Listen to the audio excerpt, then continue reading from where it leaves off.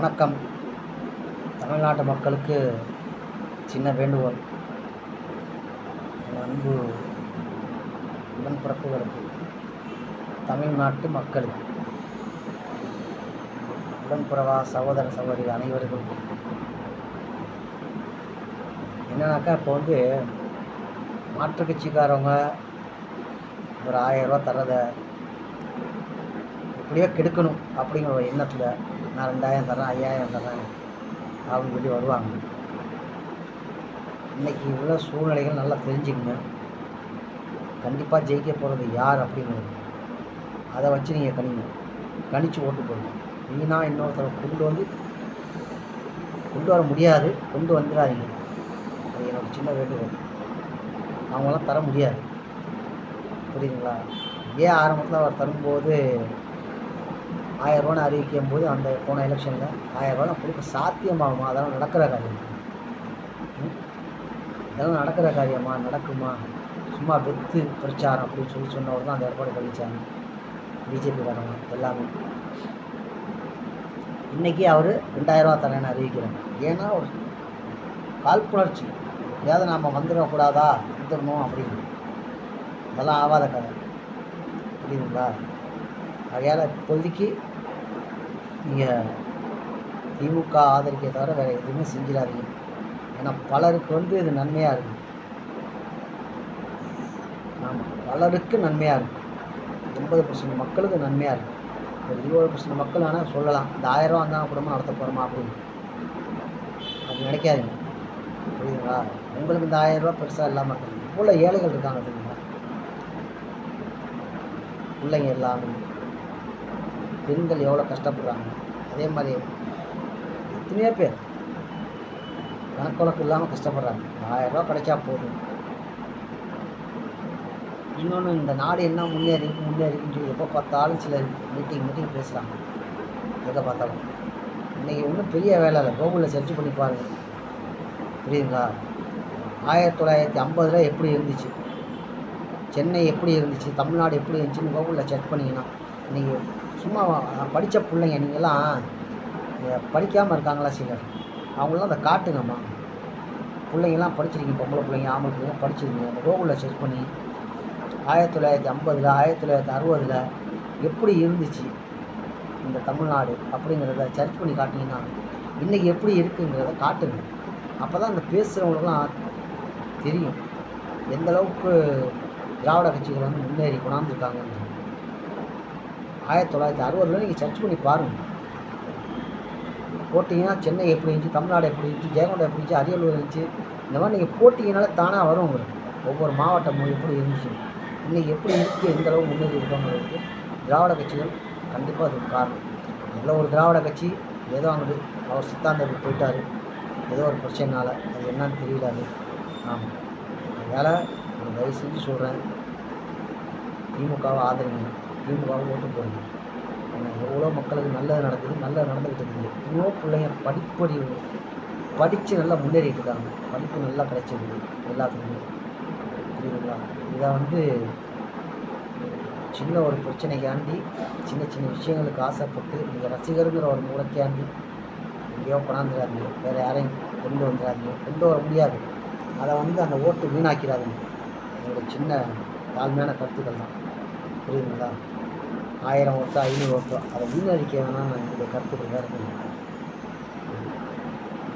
யாரையும் புண்படுத்தணுங்கிறது என்னுடைய நோக்கம் கிடையாது. ஒருத்தவங்க நல்லா கொடுத்துட்ருக்கையில் ஏன் அதை விட்டு நம்ம இன்னொருத்தன் தேடி போகணுங்கிறது தான். நல்லா செஞ்சிட்ருக்காங்க. ஒரு சில குறைகள் இருக்க தான் செய்யும். எங்கள் அம்மா நம்ம வீடே எடுத்துக்கோங்க.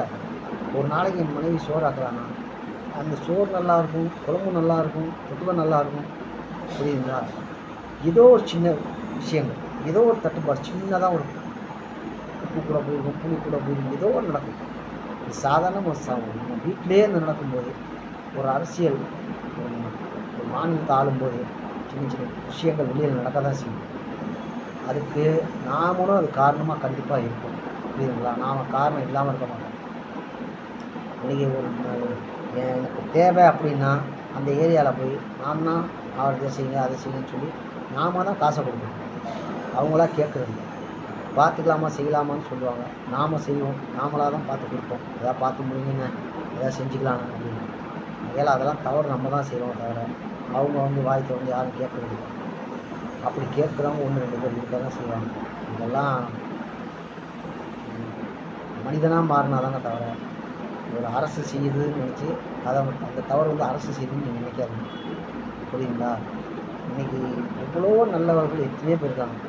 போலீஸ் துறையில் பார்த்தீங்கன்னா எவ்வளோ காவலர்கள் நல்லவர்கள் இருக்காங்க. ஒரு சில செய்த தவறுனால அந்த போலீஸ் இலாக்காவுக்கே கெட்ட பேர் வந்து இல்லையா? அது போல தான் இன்றைக்கி கூட பாருங்கள். இன்றைக்கி இல்லை, நேற்று தந்தி டிவி எதை பார்த்தேன். அதில் பார்த்தீங்கன்னா பாண்டிச்சேரியா என்னன்னு சரியாக சிறை காவலர், ஒரு சிறை அதிகாரி, கண்காணிப்பாளர். ஆமாம், அவர் பேர் பாஸ்கர்னு என்னமோ. எவ்வளோ சிறை கைதிகளுக்கு என்னென்ன நல்லது செஞ்சுட்ருக்காரு தெரியுங்களா? ஆமாம், அந்த மாதிரிலாம் இருக்காங்க. அதெல்லாம் பார்க்கும்போது சொந்த அண்ணன் தம்பி கூட அந்த மாதிரி செய்ய மாட்டாங்க. ஒரு சிறை கண்காணிப்பாளர் அப்படி சிறை கைதிகளுக்கு அவ்வளோ நல்லது செஞ்சுட்ருக்காரு. அவங்க கண்டிப்பாக வெளியில் போனால் மனுஷனாக தான் போவான். அப்படி ஒரு அதிகாரிங்களாம் இருந்தால் வெளியில் மனுஷனாக தான் போவாங்க. அதை போலத்தான் சில விஷயங்கள் வந்து சிலர் மாற மாட்டாங்க. புரியுதுங்களா? 500 கைதி இருக்கானா எப்படி 400 கைதி திரும்பி போனாலும் அந்த 100 கைதி மாற மாட்டான். அது போல தான் தமிழ்நாட்டு மக்கள் எவ்வளோ தான் நல்லது செய்யணும்னு நினச்சாலும் ஒரு சில விஷயங்கள் அரசியல திருத்தம் தமிழக அரசு எவ்வளோ தான் நல்லது செய்யணும்னு நினச்சாலும் ஒரு சில குறைகள் இருக்க தான் செய்யும். குறை இல்லாமல் இந்த மனுஷன் நடக்க முடியாது. ஆகையால் இந்த ஓட்டை வீணடிச்சிடாதீங்க, மற்றவங்க பேச்சு கேட்காதீங்க. திமுகவுக்கே ஓட்டை போட்டு இந்த வாட்டி ஸ்டாலினை முதலமைச்சராக வரட்டும். அடுத்த 5 வருஷம் பாருங்கள் இன்னும் நல்லது என்னென்ன செய்கிறாரு. அதுக்கப்புறம் உங்களுக்கு தெரியும். நீங்கள் மாற்றுறது மாற்றாது உங்களோட தெரியும். இன்னொரு 5 வருஷம் அவங்க ஆளட்டும். இப்போ நல்லது தான் இன்னும் முடியும். இந்த 5 வருஷம் செஞ்சுருக்காங்க. இன்னும் 5 வருஷம் என்ன செய்கிறாங்கன்னு பார்ப்போம். இன்னொரு 5 வருஷம் நல்லது செய்யும்போது கொடுங்க. நல்லது தான் செய்கிறாங்க. இப்போ நல்லபடியாக அவங்க ஆட்சியை கொடுங்க. மீண்டும் அவங்களே ஆட்சி வரணும். அடுத்தபடியாக அவங்க அந்த 5 வருஷம் எப்படி ஆட்சி செய்கிறாங்கன்னு பார்த்துட்டு, ஏன்னா இந்த வாட்டி வந்து இளைஞர்கள் நிறையா பேருக்கு வரப்போகுது. இன்னும் படித்தவங்களாம் வரப்போகிறாங்க அரசியல்வாதிகள். ஆமாம், இப்போ இருக்கிற கொஞ்சம் முதியோர்லாம் எடுக்க போகிறாங்க. பழுத்த பழமாக எடுக்க போகிறாங்க. ஏன் அதை சொல்கிறேன்னா பழுத்த அவங்களே இருக்குங்கிறது இல்லை, புதுசாக எல்லோரும் வரணும். நல்லது. அதே மாதிரி தமிழ்நாடு அரசுக்கு ஒரு சின்ன வேண்டுகோள் வைக்கிறேன். இதை வச்சு என்னன்னாக்கா, ஒரு அரசியல்வாதி அப்படின்னாக்கா அவங்க வீட்டில் ஒரு அரசியல்வாதி மட்டும்தான், 2ஆவதாக கொண்டு வராதீங்க. இது எனக்கும் பொருந்தாதா அப்படின்னு சொல்லி உங்களுக்கு இல்லை, உங்கள் வீட்டில் வந்து வேறு. புரியுதுங்களா? உங்களை சுற்றி இருக்கிற எல்லாத்துக்கும் சொல்கிறாங்க. ஒரு அரசியல்வாதி ஒரு வீட்டில் ஒரு அரசியல்வாதி தான், 2 அரசியல்வாதி கொண்டு வராது. இது ஒரு என்னுடைய தாழ்மையான கருத்து. இது தமிழக மக்கள் கேட்குற மாதிரி நான் நினச்சி கேட்குறேன். ஒரு வீட்டுக்கு ஒரு அரசியல்வாதி தான். ஏன்னா எல்லோரும் பயன்படணும்ல. ஒரு வீட்டிலேயே 2 அரசியல்வாதி இருக்கக்கூடாது. அது சின்ன கருத்தாக தமிழக அரசுக்கு தெரியப்படுத்துகிறேன். நன்றி, வணக்கம்.